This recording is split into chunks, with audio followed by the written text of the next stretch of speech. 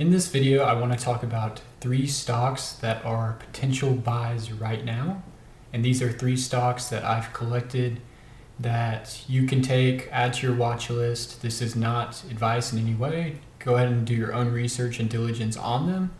But I do think there is some short-term and long-term potential gains for some of these stocks here. And real quick, my name is Pierce. I am building InvestorWaves.com, a tool that scans all the top YouTube channels and podcasts in personal finance investing and extracts quotes and commentary on stocks from those to help you get stock ideas. If you want to receive these ideas, I send out a free newsletter every day of 3 ideas that you can go and look at what they're saying and kind of use them as a starting point for your own research. So click the first link in the description to get that for free. So the first idea is ticker symbol MARA, Mara Holdings, which operates a large-scale cryptocurrency mining operation, primarily in Bitcoin, and is also developing infrastructure related to that, and also kind of innovating and expanding into the AI data center business. So this is a screenshot from InvestorWaves that we caught ZipTrader talking about Mara stock, and he says the stock's been up 64% year over year, net income up over 504% year over year, yet the stock is up less than 10% year over year. So it's a Bitcoin mining company, aggressively starting to get into the AI data center space, and everyone knows that has been the hot space over the past few months. They've got cheap power, global expansion, and this could be a potentially undervalued stock at the moment if it continues to grow its AI data center business. But on the Bitcoin front, just this morning it came out that they made a significant purchase of 400 Bitcoin worth $46 million, and that increases their holdings of Bitcoin to be over $6 billion. That's second out of all of the companies. You can see MicroStrategy still just holds an absurd amount of Bitcoin, but they are currently second right now. So it's kind of a play on Bitcoin. If you're bullish on Bitcoin, you're probably bullish on this company because they hold so much of it. And institutional ownership is increasingly buying into and owning Mara. You can see the chart there from December 2020 to present day. The institutional ownership is currently at 77%, and this is per Fintel. You can search for this chart yourself and look at it. But that's an all-time high, so that could be a bullish signal that there's getting more buy-in from institutional ownership. And it's not all sunshine and rainbows, right, with this company. This is a cool graph I found on kind of their revenue and expenses. And financially, they are generating good top-line growth. This is a quarterly chart here. But they've had some profitability issues. You can see operating income, negative 160 million there. And like anything in the crypto industry, right, it's going to be volatile. And especially with them holding so much Bitcoin and being reliant on the future prospects of Bitcoin, it's their financial wellness is really going to depend on that. And it's also going to depend on keeping their equipment and energy costs down, improving their efficiency with mining, and obviously, like I just said, maintaining favorable Bitcoin prices. So that's on the Bitcoin front.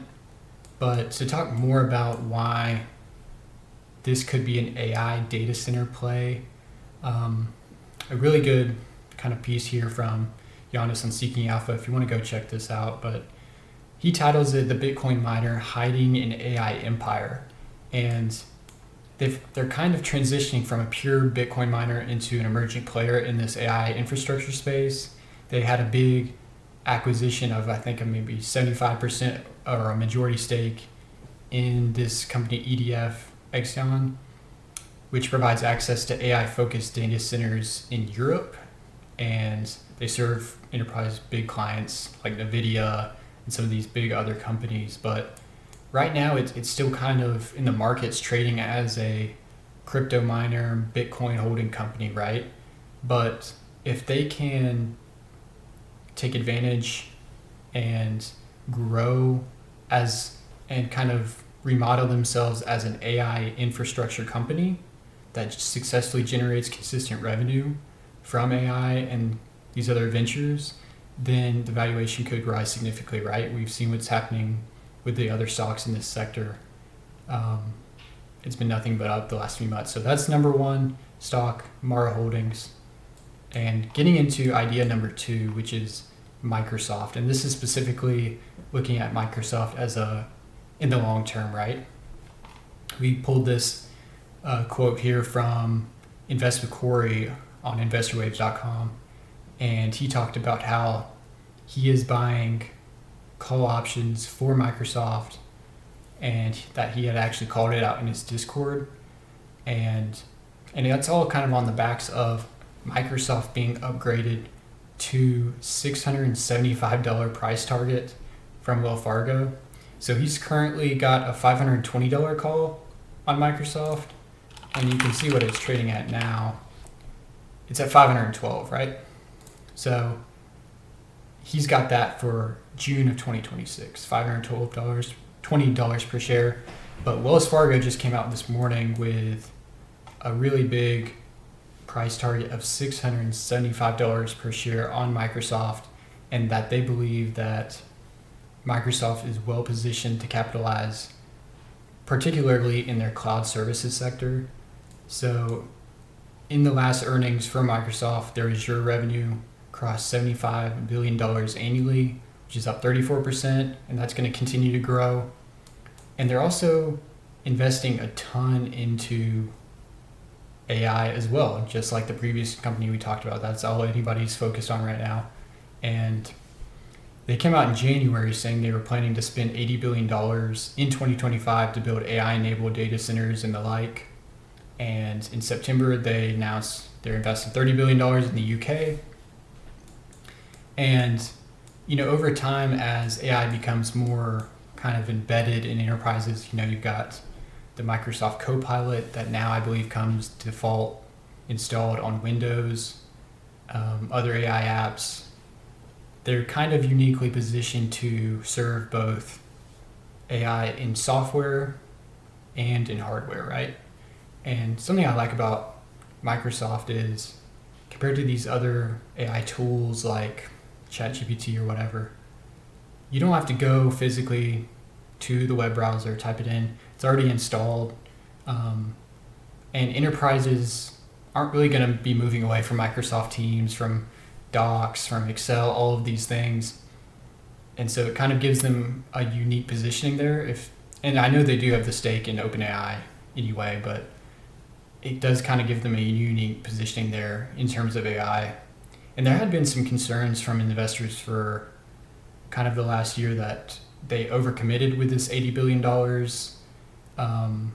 budget to data center infrastructure, but it's AI computing revenue is rising. There's demand for these services, and there's a lock-in on all the big companies use Microsoft. And so I think long-term it could be obviously a safe play in that regard. And this is something I pulled from a fund's quarterly report about Microsoft, and they said it's a stronger business than it was 5 years ago. Microsoft has positions in large, high-growth markets of cloud computing and AI, and at the same time, it's got a broad range of professional, personal, and student software applications, right? So everyone has used Microsoft applications, Windows, all of these things. They're diverse, but yet have their hands in things that can be innovative and high growth. So they said they believe Microsoft will continue to grow its earnings and become a more valuable enterprise at an attractive rate for many years to come. And getting into the third idea here, and this is one that just kind of came up on my radar and I don't know a ton about, but giving it to you guys to do more research on yourselves. and that's ABVX, which is a drug company that Martin Shkreli actually pointed out that he is very bullish on. It's a company that has increased plus almost 900% in the last year, up 12% in the last 30 days, and then up another 12% about in the last 5 days. So, I mean, you can see it's just been kind of a rocket ship. You see that huge catalyst there. But Martin Shkreli is very long in the stock. He believes it's going to $200 a share. Right now it's about $95 a share. And it's a drug company that he believes there's substantial upside with. And I don't claim to know a whole bunch about medicine or biotech or any of those things, but it's a company that is developing treatments for diseases. They have a lead drug candidate, and they have a novel approach, right, in developing this drug that is particularly focused toward solving this ulcerative colitis, however you say that. But they're getting a lot of attention now, especially from analyst ratings that came out this morning saying that they are increasing their price target to $142 per share. So that's not quite where the $200 one was, but at $142, that still gives you a lot of upside, and that they see positive momentum as they come out with this overweight rating, right? So, and there's a lot of other ratings coming out recently too, and I've personally only seen a lot of positive sentiment around it. A lot of people and a lot of firms adjusting their price targets higher. And in researching this stock a little bit, I came across this guy on Twitter, Adam May, who actually called this stock in July of 2025 this year, saying that he has been doing a lot of research on it, and he was obviously bullish. And he has recently came out with another post just in the last few days that saying, kind of giving an update on it, but saying that the company was at a UEGW, which I believe is an event we're talking about in the drug industry. And they came out with new data saying that the drug, their novel drug, appears safe, easy to use, and broadly effective across patient types, which is an unusually clean profile for a disease like this. And there is a lot of high potential because of that, and why both physicians and investors see it as a potential category defining drug. And there's actually a lot of speculation and discussion about a eventual potential buyout of it, and you can kind of read here about more of what he says and the data here, and go to his profile because he has a lot of good commentary on this industry. And so this is another potential kind of high upside play if it can continue to grow like it has, and maybe a little bit more high risk, high reward in this regard. But take it, put it on your watch list, do some more digging. And that's going to be the third idea. And again, I want to remind you, sign up for the free newsletter in the description. Get your 3 stock ideas per day, and I send that out every morning. So go ahead and do that, and then let me know about what you think about these 3 picks.